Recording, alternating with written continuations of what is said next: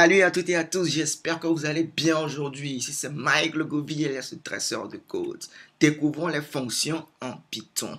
Avant de parler des fonctions en Python, j'aimerais vous montrer quelques petits secrets au niveau de l'interpréteur de Python. Pour ce faire, je vais rapidement taper ici Python 3. Et ce qu'il y a à savoir au niveau de l'interpréteur de Python, c'est que vous pouvez l'utiliser comme étant une calculatrice. Je peux rapidement ici faire 2 plus 3, vous voyez que j'ai 5, ou bien je peux faire ici 10 divisé par 8, et vous voyez que j'ai la réponse, ou je peux faire carrément 2 fois 4 et vous voyez que j'ai également la réponse 8. Je peux également toutefois, par exemple, je peux déclarer une variable x et lui affecter la valeur pourquoi pas 10, déclarer une autre variable peut-être y et lui affecter pourquoi pas la valeur 18 et je peux rapidement faire ici x plus y. La réponse, si je ne me trompe pas, doit être 28 si je suis toujours bon en mathématiques. Je peux également faire x fois y, pourquoi pas. Vous voyez bien la réponse. Je peux faire y divisé par x. Vous voyez, j'ai ici 1.8. Si je souhaite faire une division entière, je peux faire ici y. Je mets 2 fois le signe de la division, je mets x. Ici, il va me donner la réponse 1. Tout simplement, la division entière va ignorer la partie après la virgule pour une division normale. Ou bien je peux faire par exemple y moins x, pourquoi pas, cela marche également.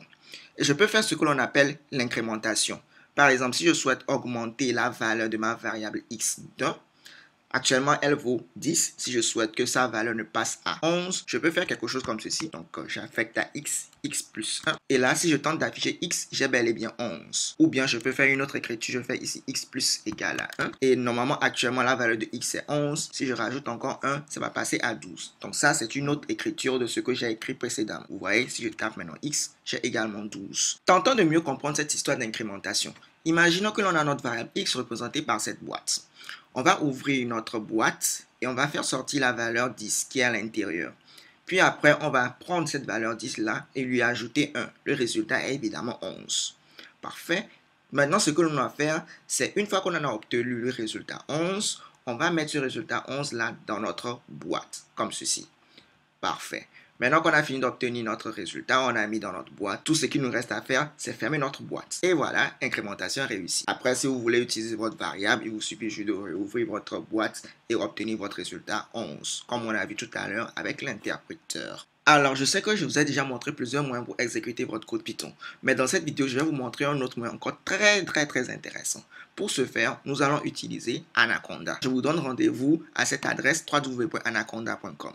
Alors, on va utiliser tout simplement Anaconda. Alors, pour ne pas compliquer trop les choses, on va dire que Anaconda, c'est juste un logiciel, une distribution, une application qui vous permet d'installer tout un arsenal pour développer vos applications en Python. Si vous souhaitez un jour faire du machine learning, du deep learning, de l'intelligence artificielle, du traitement d'images, ainsi de suite, Anaconda vient avec tout l'arsenal nécessaire pour vous. Maintenant, pour son installation, il vous suffit juste de venir au menu Product, cliquer ici, descendre tout en bas et vous pouvez l'installer sur Windows, sur Mac, sur Linux. Par exemple, moi je suis sur Mac, je vais cliquer ici et je vais d'abord le télécharger. Moi j'ai déjà téléchargé Anaconda, je l'ai installé. Donc croyez-moi, c'est vraiment très facile d'installer Anaconda. Suivant, installer. Je compte sur vous pour cela.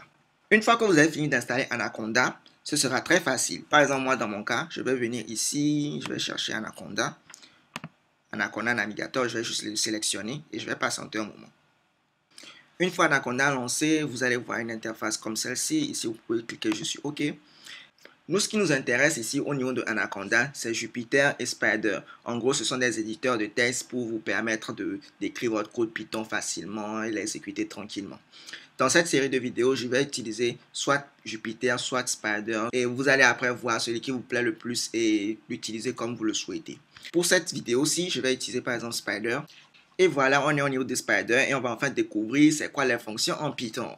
En gros, une fonction en Python, c'est à peu près de la même manière qu'en mathématiques. Vous voyez le fameux f de x égale à x plus 1 ou f de x égale à x plus 2 qu'on a l'habitude de faire en mathématiques. On peut faire la même chose également en Python. Pour ce faire, par exemple, je peux rapidement venir ici et mettre ici f comme une variable et je peux mettre ici lambda. Lambda, c'est un mot-clé. Et là, je vais mettre par exemple x. Si je veux faire par exemple du f de x égale à x plus 2, je mets f égale lambda, espace x de point x plus 2. Voilà, parfait. Là, je viens de déclarer une fonction. une fonction f de x égale à x plus 2. Pour utiliser cette fonction, comment est-ce que je peux faire? Je peux venir ici, déclarer une variable x égale à peut-être 10. Et pour calculer f de x, normalement f de x doit nous donner 12. Je peux maintenant venir ici et appeler f de x. Exactement comme en mathématiques, f de x. Maintenant, je peux venir ici et exécuter. Ok, malheureusement ici, on ne voit rien. Pourquoi est-ce qu'on ne voit rien? C'est simple, parce qu'on n'a pas décidé d'afficher cela. Donc si je viens ici, je fais print et que je relance, vous voyez ici, j'ai 12. Parfait. Mais bien sûr, vous vous doutez que si par exemple, je souhaitais avoir une fonction à deux variables, je peux venir ici mettre virgule y. Et maintenant, je peux dire que je fais f, et je peux dire que f de x, y est égal à x plus y plus 2. Donc, je peux rapidement venir déclarer une variable y égale à peut-être 18. Et ici, je vais passer dans le bon ordre le x, puis après le y. Et si je ne me trompe pas, la réponse à f de x, y doit être normalement 10 plus 18, 28 plus 2, 30. Tentons de voir. Comme vous pouvez le voir, j'ai 30. Magnifique. Python est cool, n'est-ce pas? Les gars et les go. Parfait. Comme vous pouvez vous douter, en Python, on ne va pas juste utiliser les fonctions pour faire du calcul simple comme ça, comme en mathématiques. Nous, on veut utiliser Python, on veut utiliser les fonctions pour exécuter des grands blocs de code, des grands programmes, des grandes fonctionnalités, n'est-ce pas? Parfait. Pour ce faire, on ne va pas utiliser cette manière-là. Donc ça, c'est la première méthode. On va plutôt venir ici, je vais enlever tout ceci. Et pour écrire une fonction capable de réaliser beaucoup d'instructions en même temps, parce que ce qu'on a vu tout à l'heure avec les fonctions lambda ne peuvent exécuter qu'une seule instruction. Pour exécuter plusieurs instructions à la fois, il va falloir mettre ici le mot-clé def pour définir notre fonction. Et je peux faire par exemple ici, calcul du prix de site web.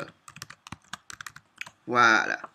Maintenant, pour calculer le prix d'un site web, plusieurs paramètres entrent en jeu. On a par exemple le nombre de personnes qui ont participé à la création du site web, le prix unitaire par personne en fonction du temps que la personne a fait et également le prix de la taxe. Donc, on peut dire à notre fonction que tu vas recevoir le nombre de personnes ayant participé au projet, tu vas recevoir le prix horaire, tu vas recevoir le nombre d'heures effectuées par les développeurs et tu vas recevoir également le prix de la taxe. Maintenant, très important, vous devez mettre ici 2 points et après appuyer sur la touche entrée. Automatiquement, vous voyez qu'il y a un certain espace qui se crée ici. C'est très important ici de laisser cet espace-là, sinon votre programme ne va pas marcher. On pourra donc par exemple ici créer une variable prix hors taxe.